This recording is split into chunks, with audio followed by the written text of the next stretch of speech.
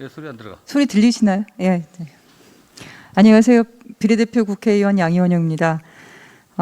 제가 첫 질의를 할 내용은 데이터 센터 관련입니다. 지금 코로나19로 비대면 사업이 이제 급증을 하고 있고 온라인 사업도 급증을 하고 있고 전 세계적으로 그 페이스북이나 아마존, 애플, 마이크로소프트, 구글 이런 업체들도 재생에너지 100%로 데이터 센터를 구축을 하고 있는 그런 상황인데요. 그 글로벌 데이터 센터 시장 규모를 보면 2019년에 비해서 2025년에 그 사용량은 1.9배인데 관련 시장은 거의 5배 정도로 늘어나는 걸로 그렇게 예상이 되고 있습니다. 그 시장도 한 210조 정도로 늘어날 걸로 보여지고 있고 우리나라 데이터 센터도 계속 늘어나고 있는데요. 글로벌에서는 한 200테라와트 아워 정도가 현재 데이터 센터의 사용량으로 보여지고 데이터 센터 사용으로 전기 사용을 하고 있는 상태입니다. 우리나라 전체 전력 사용량의 한 3분의 1 정도의 수준입니다. 근데 국내의 이런 데이터 센터를 들여다보니까 총리님께 제가 말씀 좀 드리려고 하는데요. 다음 슬라이드를 보시면 기존의 데이터 센터 분포하고 앞으로 예정된 데이터 센터 분포를 한번 보시면 대부분 수도권에 집중이 되어 있습니다. 특히 신규 데이터 센터의 수도권 집중이 더 심각한 상황인데 91.5%가 수도권에 집중되어 있거든요. 총리님 혹시 이 내용 알고 계신지요? 예, 지금 처음 봤습니다. 네, 이 신규 물량이 자그마치 수도권에 집중되는 게 7.7기가와트, 그러니까 원전으로 한 8개 분량 정도, 석탄 발전이나 원전 8개 분량이거든요. 지금 수도권의 수요가 경기, 인천, 서울 다 포함해서 36기가와트의 전력을 소비를 하고 있어요. 근데 수도권 내에 뭐 인천의 석탄 발전소까지 다 포함해서도 26기가와트밖에 공급을 못하기 때문에 10기가와트 전력이 부족한 상황입니다. 이 전력을 어디서 끌어오는지 혹시 아시고 계신지요? 뭐 글쎄요, 이제 저쪽 그 동해안에서도 끌어와야 될 것 같고, 충청권에서도 끌어와야 되고 그런 거 아니겠습니까? 네, 맞습니다. 네, 정확히 알고 계십니다. 동해안에 삼척 석탄 발전, 북평 석탄 발전, 울진의 원전, 그리고 충남의 당진 석탄 발전, 태안 석탄 발전 여기 전기를 수도권에서 다 쓰고 있습니다. 그런데 다른 나라는 사실 이런 데이터 센터에 아까도 처음에 말씀드린 것처럼 대부분 재생에너지 100%로 쓰고 있는 그런 상황이거든요. 그리고 이 데이터 센터가 세계적으로 유명한 산업으로 각광받는 이유 중에 하나가 이제 벨기에의 중요한 보고서가 나왔는데요. 벨기에 세인트 기슬란이라는 도시에 2개의 데이터 센터가 들어갔어요. 근데 이 데이터 센터가 들어가면서 한 8년 동안 국가 GDP 기여가 거의 한 1조 원이 넘었고 벨기에가 좀 작은 나라인데도 불구하고 그리고 2020년 이후에 매년 2천억 원 이상의 경제적 효과, 특히 유발 효과가 발생된다고 합니다. 왜냐하면 데이터 센터가 들어가면 그 유관 기업들이 그 근처에 다 몰릴 수밖에 없거든요. 근데 우리나라에서 이 많은 거의 100여 개나 되는 신규 데이터 센터가 수도권으로 몰리면서 추가로 다른 데서 발전소를 끌어올 수밖에 없는 상황이다. 근데 관련 부처에 문의를 하니까 산업통상자원부나 과기부나 에너지 수요를 지역 분산하기 위한 여러 지원 제도를 도입하겠다고 말을 합니다. 근데 내용을 들여다보면 사실 별로 효과가 있을지 좀 의문이 생겨요. 그래서 제가 좀 제안을 드리고 싶은 건 지금 보시면 다음 슬라이드 보시면 광역지자체별 전력 자립률을 볼 수가 있습니다. 그러니까 수도권 아까 말씀드린 것처럼 근데 지역의 자립률이 높은 데가 있고 앞으로 전라북도나 전남에는 해상풍력이 대규모로 들어가지 않습니까? 이런 데를 중심으로 사실 데이터 센터를 분산해서 들어갈 수 있게 만드는 방법을 만들어야 되지 않겠냐. 그러려면 제가 제안을 드리고 싶은 건 사실 수도권의 그 10기가와트의 발전 전기를 끌어오기 위해서 76만 5천 킬로볼트의 초고압 송전탑을 건설을 했거든요. 그래도 송전 비용은 동일합니다. 수도권에 있나, 충남에 있나, 아니면 강원도에 있나. 근데 이 거리별 요금제 또는 에너지 자립률에 따른 전기 요금제를 만든다면 그럼 데이터 센터가 지역 분산이 될 수 있지 않을까요? 예, 아주 좋은 아이디어인 것 같습니다.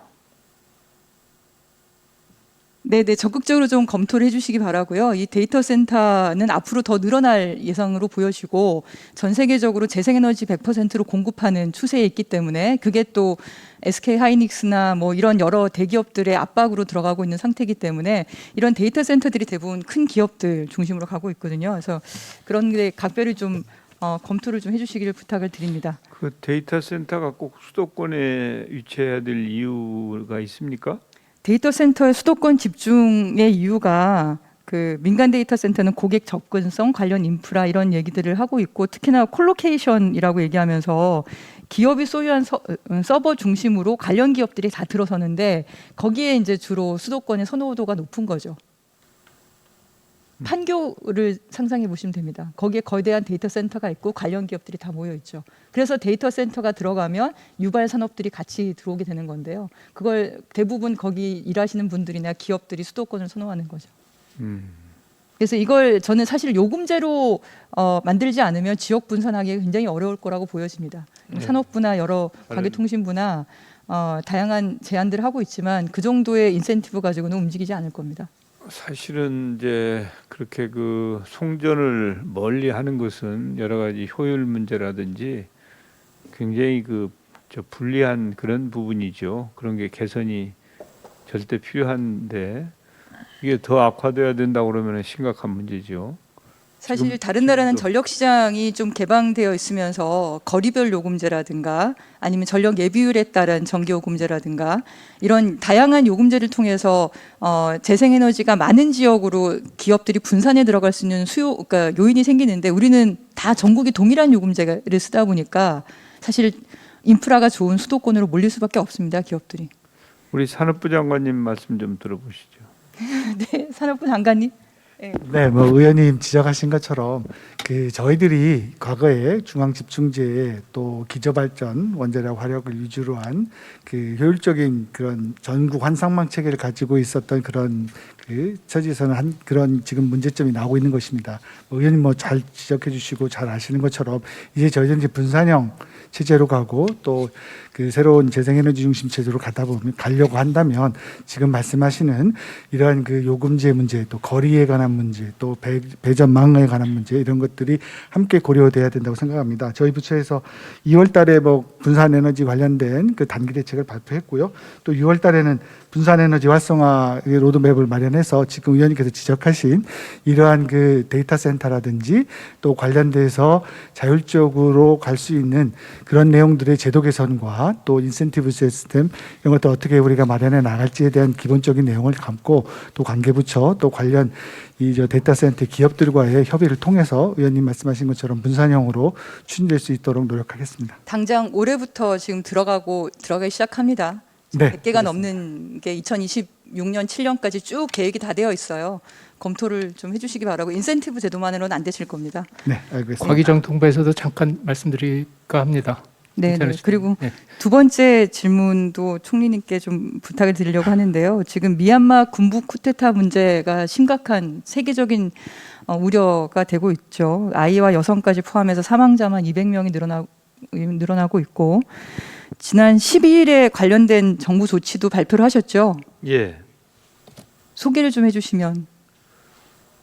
일단은 하여튼 우리 정부가 이 미얀마에 대해서 좀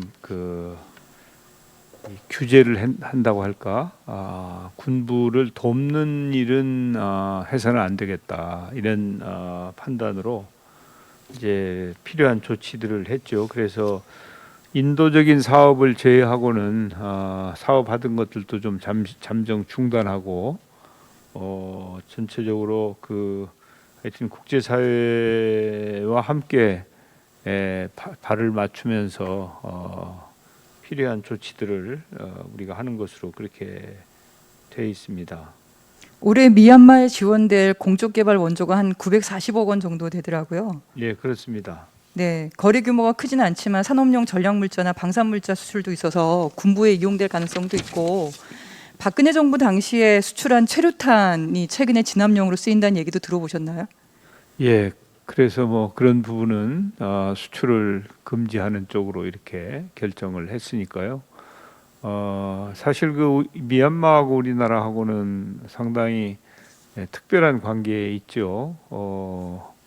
그런데 최근에 우리 기업들이 가서 특히 이제 봉제 업종을 비롯해서 활동하는 기업들이 많이 있기 때문에 또 교민들도 제법 많습니다. 그래서 사실은 조심스러운 측면도 있지만 그럼에도 불구하고 미얀마에서 일어나고 있는 상황이 우리로서는 도저히 묵과할 수 없는, 감내할 수 없는 그런 상황이기 때문에 발빠르게 필요한 조치를 취했습니다. 네.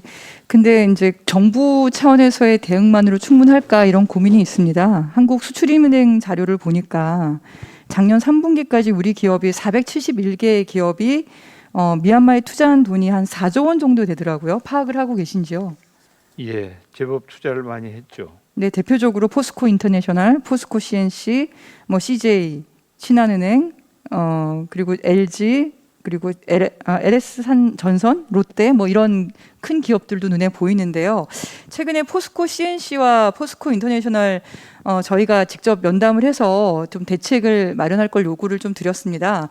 그래서 CNC 같은 경우는 그 미얀마 현지 합작 회사인 미얀마 경제 지주회사 회장이 군 최고 사령관이라서 인권 이슈가 해결되지 않으면 더 이상의 배당도 없을 것이다. 이렇게 얘기를 했다고 합니다. 그래서 군부와 관계를 정리하겠다는 입장을 공개적으로 밝혀야 한다라고 주총을 통해서 입장 전달을 했는데 입장 전달을 할 때 이런 정도도 이제 공개적으로 밝혀야 되지 않을까라는 생각이 들고요. 그래서 정부에서도 우리나라 기업들 전반에 대해서 좀 적극적인 조치를 취할 것을 좀 요청을 하시는 게 어떨까. 저야 뭐 국회의원실에서 미팅하는 정도인데 정부 차원의 접근도 필요할 거라고 생각이 듭니다. 어떠신지요? 예, 이제 어차피 우리는 국제사회 보편적 가치인 인권이나 민주주의라고 하는 그 가치와 다른 한편으로는 또 국익이라고 하는 그런 부분이 잘 조화를 이루어야 되기 때문에 정부로서는 지혜롭게 잘 대처하도록 그렇게 하겠습니다.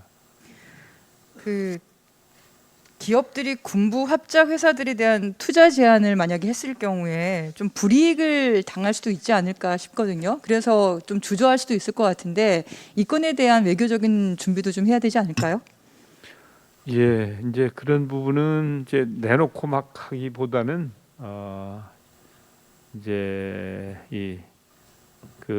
NSC를 중심으로 해서 검토도 하고 또 우리 국내 관련 기업이나 이런 부분들하고도 필요하면 소통도 하면서 적절하게 대응하는 것이 지혜로운 일일 거라고 봅니다. 네, 감사합니다. 세 번째 질의 시간 1분 30초 남았는데요. 좀 드리면 노점상 지원 요건에 대해서 말씀을 좀 드리려고 합니다. 버팀목 자금 플러스로 이제 6조 7,350원 순증을 하셨는데 최근에 들여다보니까 노점상 점포가 당초 예상했던 4만 개보다 많은 4만 8천 개 정도로 이렇게 늘어난 걸로 확인이 되고 있습니다. 기재부 장관님께 좀 여쭤보려고 하는데요. 만약에 좀 더 정확하게 파악이 되면 더 늘어날 수도 있지 않을까요? 관련해서 예산 지원이 충분하다고 보시는지요? 네, 의원님, 저희가 파악한 수치는 현재 4만 개입니다. 의원님 지금 가진 자료가 어떤 자인지 모르겠는데요. 만약에 등록 노점상이 지금 의원님 말씀하신 게 맞다면은 뭐 탄력적으로 그거는 조정이 있어야 되지 않을까 싶습니다. 전국 행정관리 노점상 현황표가 따로 있습니다. 이게 공개되어 있고요. 여기에 47,865개로 파악이 되고 있거든요. 근데 사업자 등록 요건까지 넣어서 필수로 하게 될 경우에 추가로도 이렇게 이 요청을 하는 노점상들이 더 늘어날 수도 있을 것 같은데 그렇게 부족한 비용은 어떻게 준비하실 예정이신지요? 예, 의원님 아까 말씀드린 대로 저희가 뭐 이것도 행안부하고 다 같이 파악을 한 사안인데 저희가 4만 개로 일단은 잠정적으로 집계가 되도록 했는데요. 아까 말씀하신 대로 의원님께서 주셨던 그게 아마 이번 계기로 해서 이렇게 가집계가 된 것 같아요. 그래서 정확한 숫자가 없는지 저희가 체크해 보고요. 만약 지금 4만 개보다 많은 숫자가 4만 7천 개인지 8천 개인지 그게 맞다면 거기에 뭐 준해서 예산 반영이 돼야 되지 않을까 싶습니다. 거기 뭐 누굴 차별하고 안 주고 그럴 수는 없기 때문에 만약에 그 사업자 등록을 좀 꺼려하는 경우도 있지 않겠습니까? 그래서 중기부에 신청을 하지 않고 복지부에 한시 생계지원금 신청으로 바꿀 수도 있을 것 같은데 예, 그러면 지원금만 받고 또 폐업하는 분들도 생기고 그러면 상황이 더 어려워질 수도 있는 거잖아요. 예, 그래서 아까 말씀하신 대로 등록 노점상이 아닌 분들인데 어려운 분들은 지금 위기각으로 같은 금액을 받을 수가 있습니다. 그래서 저희가 저 두텁게 좀 지원할 수 있도록 해놨기 때문에 이쪽 요건에 해당되면 받을 수 있는데요. 아까 말씀드린 대로 노점상 등록 노점상 수에 대해서는 제가 의원님 자료 주시면 저희가 다시 한번 체크를 해보도록 하겠습니다. 네네, 저희가 자료 전달해 드릴 테니까 그 관련한 예산을 꼭 확보를 하셔서 예산 부족으로 지원을 못 받는 분들이 생기지 않도록 부탁을 드리겠습니다. 네, 이상입니다. 예, 양이원영 의원님 수고하셨습니다. 다음 순서는 네, 추경 의원님.